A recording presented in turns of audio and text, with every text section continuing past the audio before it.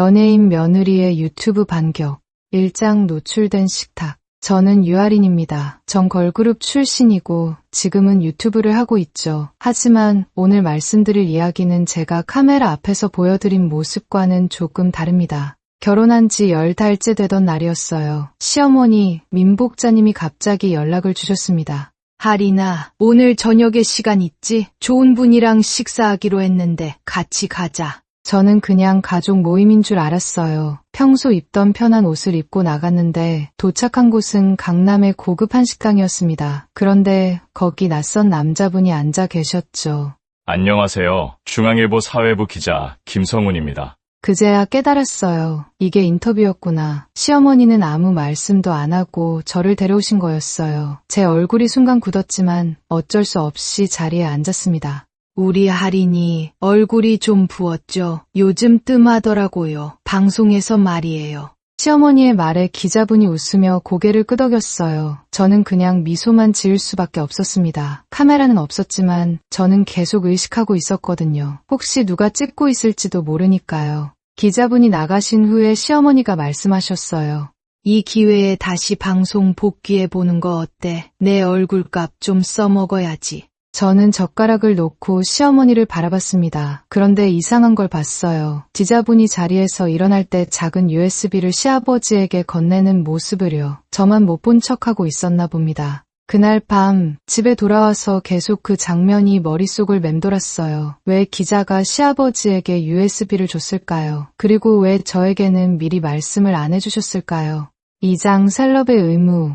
그 이후로 시어머니의 요구가 본격적으로 시작됐습니다. 며칠에 한 번씩 연락이 와요. 하린아, 이번 주 토요일에 지역 상공회 모임이 있어. 같이 가자. 일요일에는 골프장에서 시장님이랑 식사하기로 했어. 너도 와. 다음 주에 자선 바자회 있는데 내가 오면 사람들이 좋아할 것 같아. 처음에는 시어머니를 도와드리는 거라고 생각했어요. 그런데 시간이 지날수록 느꼈습니다. 저는 그냥 장식품이었어요. 사진 찍을 때만 필요한 소품이었죠.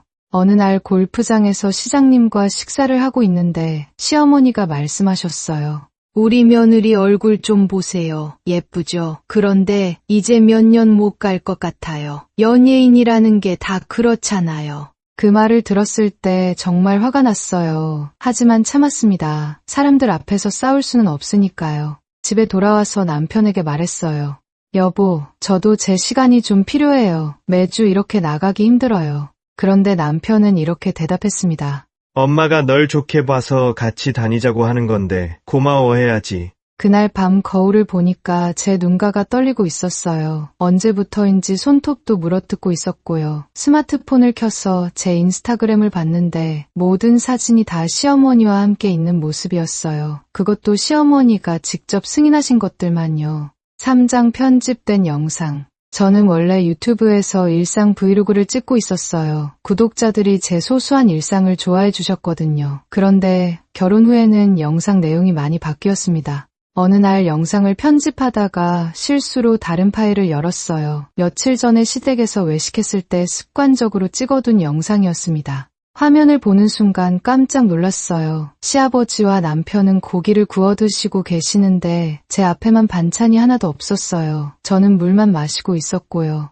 더 자세히 보니까 더 충격적이었습니다. 저만 계속 시선을 의식하고 있었어요. 시아버지 눈치, 시어머니 눈치를 보면서 고개만 끄덕이고 있었거든요. 그런데 제가 뭔가를 말하려고 입을 열 때마다 시어머니가 다른 이야기로 넘어가시는 거예요. 마치 계산된 것처럼요.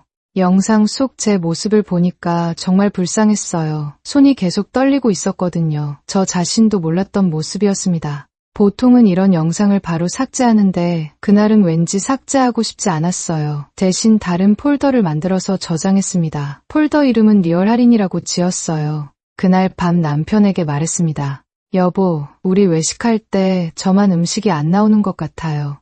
남편은 대답했어요. 그런가? 나는 못 봤는데 너 예민한 거 아니야? 그 순간 확신했어요. 이건 제가 예민한 게 아니었어요. 분명히 의도적인 거였습니다. 사장 뒤풀이 없는 결혼식. 시어머니는 정말 똑똑한 분이셨어요. 제 방송 복귀를 조건으로 큰 건을 성사시키셨거든요. 남편 정우성의 로펌이 지역 재단과 협찬 계약을 맺은 거예요. 할인이가 다시 방송에 나오면 우리 로펌 이미지도 좋아질 거야. 착한 며느리 둔 변호사 사무소라고 홍보하면 되거든. 저는 어쩔 수 없이 소속사에 연락했어요. 매니저였던 절친 백소영이 지금 대표를 하고 있거든요. 할인아, 정말 괜찮아. 내 표정이 예전 같지 않아. 소영이가 걱정해줬지만 저는 괜찮다고 말했어요. 사실은 전혀 괜찮지 않았는데 말이죠. 방송에 복귀하자마자 팬들 반응이 달라졌어요. 댓글을 보니까 이런 말들이 많았습니다. 할인이 결혼하고 나서 뭔가 달라진 것 같아. 예전만큼 밝지 않네. 결혼해서 버릇 나빠졌나. 그런 댓글들을 보니까 정말 마음이 아팠어요. 저는 변한 게 없다고 생각했는데 시청자들은 다 알고 있었던 거예요. 어느 날 시어머니가 말씀하셨어요. 며느리면 시댁체면 좀 세워야지. 내가 우리 집안을 대표하는 거야. 그날 밤 화장대 앞에 앉아서 거울을 보고 있었어요. 립스틱을 들고 있는 제 손에 힘이 잔뜩 들어가 있었습니다. 언제부터 이렇게 긴장하고 살았나 싶었어요. 그런데 백소영이 저를 만나자고 했어요. 카페에서 만났는데 소영이가 이상한 말을 했습니다. 할인아, 혹시 집에서 힘든 일 있으면 언제든지 말해. 그때는 몰랐는데 나중에 알고 보니 소영이가 제 통화 내용을 몰래 녹음하고 있었어요. 시어머니와 통화할 때 제가 얼마나 위축되어 있는지 확인하려고요. 5장 리얼 할인의 반격. 그동안 모아둔 영상들을 정리하다가 결심했어요. 이대로는 안 되겠다고요. 저는 비공개 유튜브 채널을 하나 더 만들었습니다. 채널 이름은 편집되지 않은 할인의 하루였어요. 첫 번째 영상 제목은 이렇게 지었습니다. 며느리의 진짜 일상을 보여드릴게요. 조명도 없이 어두운 거실에서 영상을 찍었어요. 화장도 안 하고 그냥 평상복 차림으로요. 목소리도 떨리고 있었지만 상관없었습니다.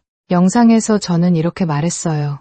여러분이 보시는 제 모습과 실제 제 모습은 많이 달라요. 저는 지금 매우 힘들어하고 있어요. 시댁에서 찍은 영상들을 보여드렸습니다. 제가 혼자 물만 마시고 있는 모습, 시어머니 눈치를 보며 고개만 끄덕이는 모습들을요. 이게 연예인 며느리의 진짜 모습이에요. 항상 웃어야 하고, 항상 예뻐야 하고, 항상 순종적이어야 해요. 영상을 올린 지 몇 시간 만에 조회수가 급격히 올라갔어요. 팬 커뮤니티를 통해 빠르게 퍼져나갔거든요. 댓글들이 쏟아졌습니다. 할인이도 사람이었구나. 이럴 때는 말을 해야지. 시어머니가 너무 심하다. 그런데 이상한 일이 생겼어요. 시어머니 보좌관이 저한테 전화를 했어요. 할인 씨, 영상 좀 내려주세요. 어머님이 많이 속상해하세요. 저는 거절했습니다. 이건 제 이야기예요. 제가 겪은 일이고요. 그날 밤 남편이 집에 들어오더니 화를 냈어요. 너 미쳤어? 왜 이런 영상을 올려? 하지만 저는 더 이상 무서워하지 않았어요. 댓글들을 보니까 저와 같은 상황에 있는 사람들이 정말 많았거든요. 6장 진짜 할인으로. 영상이 화제가 되면서 언론에서도 관심을 보이기 시작했어요. 시어머니의 지역구에서도 문제가 됐습니다. 민복자님은 지역 정치인이셨거든요.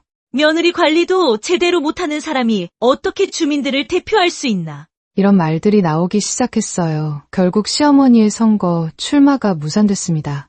남편 정우성도 회사에서 압박을 받기 시작했어요. 로펌 고객들 중에는 보수적인 분들이 많았거든요. 어느 날 남편이 이혼 서류를 들고 왔어요. 할인아, 우리 이렇게 하자. 서로 힘들잖아. 저는 의외로 침착했어요. 오히려 시원한 기분이었습니다. 알겠어요. 도장 찍을게요. 서류에 도장을 찍으면서 이렇게 말했어요. 저는 지금까지 누군가의 인형이었어요. 예쁜 며느리, 착한 아내, 완벽한 연예인. 하지만 이제는 제가 하고 싶은 인형놀이를 시작할 거예요. 이혼 후에 새로운 유튜브 채널을 열었습니다. 할인의 진짜 밥상이라고 이름을 지었어요. 첫 번째 영상 제목은 이랬습니다. 제가 시댁에서 고기를 못 먹었던 진짜 이유. 카메라 앞에 앉아서 제 이야기를 시작했어요. 이번에는 조명도 켜고 화장도 하고 제대로 준비해서요. 안녕하세요. 유아린입니다. 오늘부터 제 진짜 이야기를 들려드릴게요. 카메라에 클로즈업된 제 눈빛은 그 어느 때보다 생생하고 살아있었어요. 이제 저는 정말로 자유로웠으니까요. 구독자들의 댓글을 보니까 정말 고마웠어요. 할인이가 이제야 진짜 할인이 된 것 같아. 앞으로 응원할게. 용기 내줘서 고마워. 저는 이제 누구의 며느리도 누구의 아내도 아니에요. 그냥 유아린입니다. 제가 하고 싶은 말을 하고 제가 먹고 싶은 음식을 먹고 제가 웃고 싶을 때 웃는 사람이에요. 그게 가장 소중한 자유라는 걸 이제야 깨달았습니다. 시청해주셔서 감사합니다. 더 나은 영상으로 다시 뵙겠습니다. 구독, 좋아요는 제게 큰 힘이 됩니다.